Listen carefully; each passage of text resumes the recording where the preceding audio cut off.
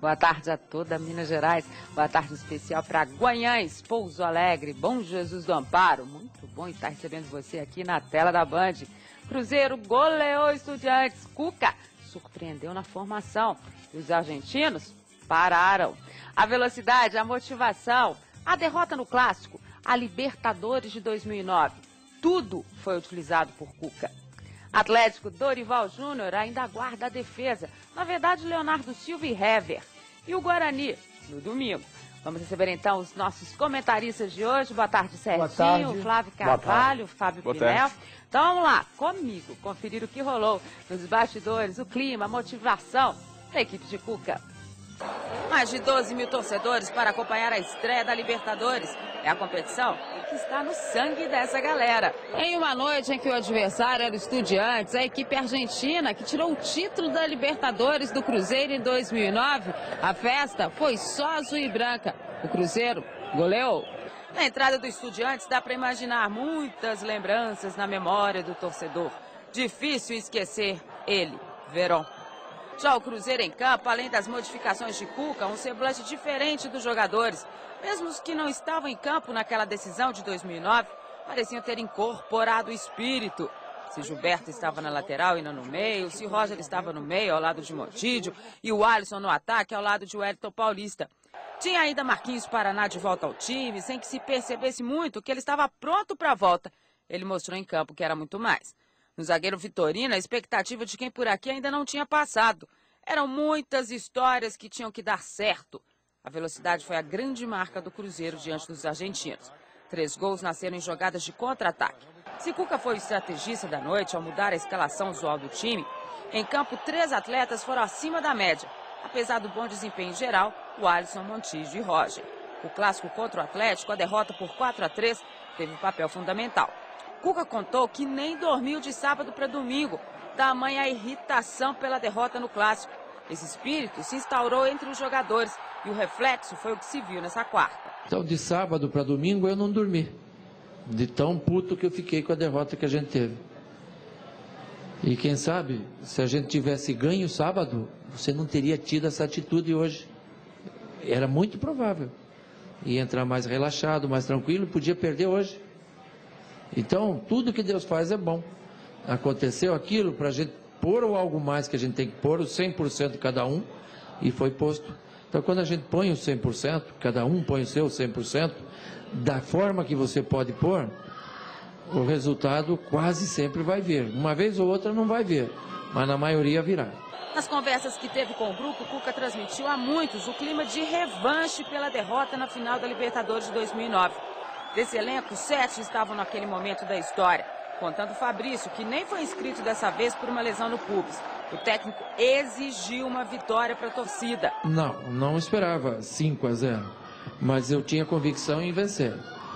E até falei para todos, está sendo tido como um jogo de revanche, e eu nem estava aqui, mas eu também estava com o espírito dessa revanche, né? A gente não foi campeão hoje, mas tirou um peso, principalmente do torcedor, aquele que teve naquele fatídico jogo, né? A gente vai ter outros jogos com o Estudiante, esse ano ainda, lá na casa deles, mas a gente está muito contente com o que a equipe produziu hoje. A vitória sobre o Estudiantes também teria sido fruto de muito estudo sobre o adversário. Um observador acompanhou 2 partidas do Estudiantes na Argentina, mapeou suas deficiências e virtudes. Foi com base nessas informações que Cuca decidiu fazer as mudanças na escalação inicial do Cruzeiro. Tentamos criar um fator surpresa para que a gente pudesse ter um controle de jogo no meio campo e força pelos lados também.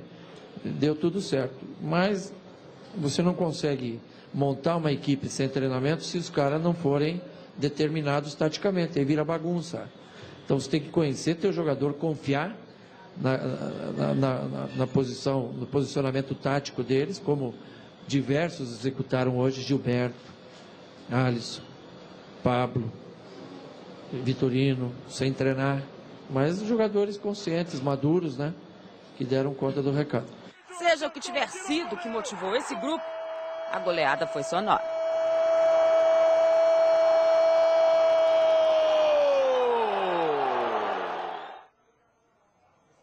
Jogão, sem dúvida nenhuma. Daqui a pouco tem muito mais com o Flávio Júnior, que também esteve por lá.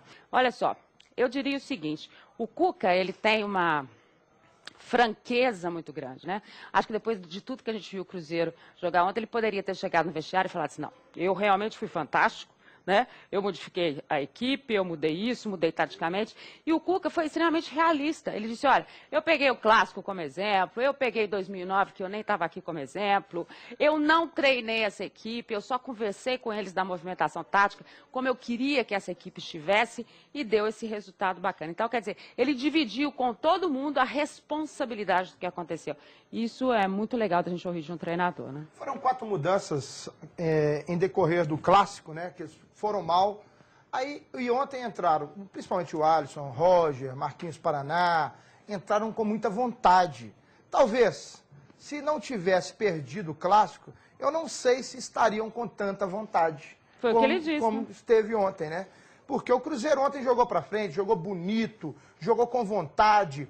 E os meias, os 2 meias do Cruzeiro, procuraram o jogo o tempo todo, tanto o Montijo como o Roger. E você jogar, Dimara, contra um time que tem 2 meias e ainda tem 2 lá atrás, com Henrique e Marquinhos Paraná, que sabem defender, é muito difícil. Também, né? É muito difícil.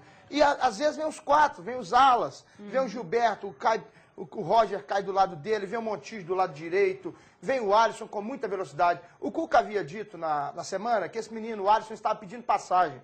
E ontem ele mostrou que estava mesmo. Muita velocidade, deu sorte nos gols, a sorte acompanha a competência, é um competente, tinha entrado muito bem, teve o problema do pai dele, se recuperou muito bem, está aí, está ajudando o Cruzeiro, é um garoto de 22 anos, e é mais um que o Cuca pode contar. O leque do Cuca abre, melhora muito. Essa reposição melhora muito. Agora, o Flávio Carvalho, essa questão do Alisson, eu nem acho que ele seja tão técnico quanto é o Thiago Ribeiro. Mas eu acho que o Thiago Ribeiro precisava de uma sombra, né? Até pela forma como ele entrou depois, na vontade, né? A motivação do Alisson era maior, né? Ô, Dimara, ontem estava eu e o Fábio Pneu aqui no programa, né? E a gente falou a respeito da escalação do Cruzeiro. Não, você estava dando. Eu estou dizendo que o nosso comentário, o meu comentário hoje foi, o meu comentário aqui ontem foi o seguinte, eu disse e vou repetir hoje. Primeiro, que o Roger não pode ficar fora do time do Cruzeiro, falei aqui ontem. Segundo, que o Thiago Ribeiro estava mal, né? E que o Alisson merecia uma chance, né? Então, agora, eu não esperava que o Gilberto fosse para a lateral esquerda, que saísse o Diego Renan, né? Achava até que o Roger ia entrar no time, que o Alisson ia entrar no time, mas que ele poderia manter o Diego Renan. Ele colocou o Gilberto na esquerda, foi mais ousado ainda. O Cruzeiro fez aquela marcação, né, de esperar o time, do meio de campo para trás, e partir no contra-ataque. E quem tem Montijo e quem tem Roger, né, fazendo esse tipo de jogada, é claro que vai acontecer o que aconteceu ontem. E se o Roger continuar crescendo do jeito que está, jogando do jeito que está, ao lado do Montijo, que foi uma peça fundamental no jogo de ontem, o Cruzeiro é seríssimo candidato ao título da Libertadores desse ano. Agora, o Fábio Pneu, a gente tem que ressaltar também o seguinte, que seja o que for que tenha acontecido, né, entre o Gilberto, o Roger e o Cuca, existe uma superação, ou pelo menos existe, neste momento, um pensamento maior no grupo, né? Porque o fato do Gilberto ter aceitado ir para a lateral da forma como ele foi, deixando de ser o jogador de meio campo, né, onde ele já disse que ele prefere estar, em prol do grupo, e tendo o Roger assumindo a condição ali, eu acho que ele mostrou que eles estão muito mais preocupados com o Cruzeiro mesmo. E é o que realmente importa nesse momento, tem que acontecer, né? É o que tem que acontecer, esses jogadores, esses personagens focarem o grupo e o clube, que é muito maior do que qualquer um deles. Ontem eu pude ver o Gilberto dando passes para o Roger numa boa, teve até um errado, um lançamento em profundidade, mas o Roger aplaudiu de volta, houve uma grande troca de gentileza entre eles, a gente percebe que o clima dentro do clube já está tranquilo entre Roger, Cuca e Gilberto. E isso, no momento, é o mais importante. O Cuca, só para entrar no que disse o Flávio, a análise do Flávio, concordo com quase tudo. Só não acho que o Cuca foi ousado em colocar o Gilberto, porque acompanhando esses últimos jogos do Diego Renan, e até se a gente olhar a temporada passada, é um jogador que chega com muita qualidade ao ataque. Isso acho que ninguém contesta, só que deixa a defesa muito aberta. E o Gilberto, taticamente, é muito obediente, e ele é muito importante, ele tem essa consciência. O Cuca pediu para que ele ficasse ali, daquele lado do campo, também, não só para abrir espaço para o Roger, mas porque ele contava com um jogador mais defensivo. Ele não podia arriscar as subidas do Diego Renan e deixar a defesa aberta. Por isso também a entrada do Gilberto na esquerda. Mas confesso que eu não esperava que ele fosse fazer isso no jogo, não. E outra coisa, cada jogo é um jogo. A gente até conversava com o Cuca depois da partida, né, Edmara? E ele dizia o seguinte, foi uma situação para essa partida contra o Estudiantes. Para a sequência de Campeonato Mineiro e Libertadores, ele estuda, de repente, voltar com o Diego Renan para a posição. Daqui a pouco a gente vai falar mais disso. Eu até brinquei com ele, mas você avisou para todo mundo, para a imprensa, para a torcida, que você não vai ser ofensivo assim o tempo inteiro, senão depois todo mundo vai cobrar que todo jogo seja dessa forma. Então vamos lá agora conferir o que está acontecendo no Galo. O time quer mudar essa história aí de sair atrás no placar e ter que buscar o resultado. Apesar de mostrar o poder de reação da equipe nas partidas, jogadores sabem que precisam trabalhar para sair na frente do marcador, pois o risco de um tropeço é grande. Na estreia diante do Funorte, o Atlético começou perdendo por 1-0, conseguiu virar para 2-1. Na partida seguinte, também teve que correr atrás do marcador, mas teve mais facilidade e goleou o Tupi por 4-1. Já no clássico do último sábado, depois de sofrer o primeiro gol, o Galo conseguiu virar e derrotou o Cruzeiro por 4-3. Além de ter conseguido reverter 3 placares adversos, a equipe marcou 10 gols em 3 jogos. É o ataque mais positivo do Mineiro. Apesar disso, o zagueiro Erle destacou que o pensamento da equipe é sempre de não sofrer gols, mesmo sabendo que os atacantes têm condição de marcar e ajudar o Galo na busca dos 3 pontos. 3 jogos, 3 vitórias. O começo da temporada do Atlético não poderia ser melhor para o técnico Dorival Júnior buscar ajustar o time. Neste domingo, contra o Guarani de Divinópolis, mais uma vez o banco de reservas do Atlético será acionado, antes da bola rolar. O novo desfalque é o artilheiro do time na temporada, Diego Tardelli, que está suspenso. Mas a ordem é dar moral aos novos titulares e não lamentar ausências na equipe. A disputa pela vaga de Diego Tardelli está entre Neto Berola, Wesley, Jobson e Ricardo Bueno. Se ganhar a oportunidade, Berola quer mostrar que pode ser mais que um suplente. Além de Tardelli, o Atlético ainda não deve contar com os laterais direito, Patrick e Rafael Cruz, e com o zagueiro Hever, que tratam de lesão muscular. Já o zagueiro Leonardo Silva, que sofreu torção no tornozelo esquerdo, tem mais chances de jogar no domingo. Patrick, Rafael Cruz e Hever já haviam desfalcado o Atlético no jogo passado contra o Cruzeiro. Além deles, o volante Richarlison também não encarou o arquirrival atleticano. Mesmo assim, o Galo venceu. Na lateral direita, a opção de Dorival Júnior foi improvisar o meia Jackson, que mostrou personalidade para ajudar o ataque e a defesa. Com dores no joelho direito, causado por uma tendinite, o lateral esquerdo Leandro foi poupado no treino técnico da tarde da quarta-feira na cidade do Galo. Segundo o Atlético, Leandro reclama de dores no joelho há algum tempo. Como a dor nessa tarde estava mais intensa, a comissão técnica optou por poupar o lateral, que não deve ter problemas para enfrentar o Guarani no domingo em Divinópolis. Tomara, né? Que já é muito problema nessa defesa. E olha só, nós vamos estar sorteando 5 camisas novas do Cruzeiro, desse modelo 2011, que você viu agora há pouquinho, e 4 camisas do Galo, que serão 3 do Cruzeiro e 2 do Galo, para quem segue o Twitter do Minas Esporte, que é o twitter.com/minasesporte_. E ainda 2 do Cruzeiro e 2 do Atlético pelo e-mail. Sorteio minasesportes@band.com.br.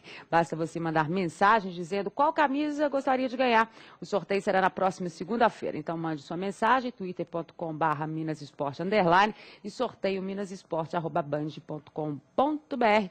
Presente aí de Cruzeiro e Atlético para quem acompanha o Minas Esporte. Eu falava ali na matéria dos problemas que o Dorival Júnior tem. À tarde, o mais próximo de estar jogando mesmo é o Leonardo Silva.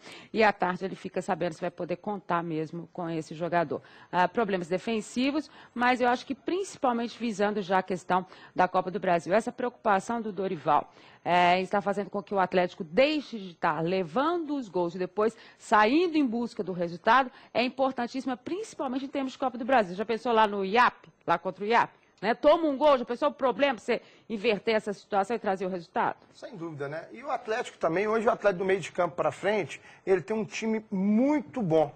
Na defesa, agora com Leonardo Silva e Hever, ele pode consertar. Mas ontem treinaram Lima e o Erley e foram assim super exigidos.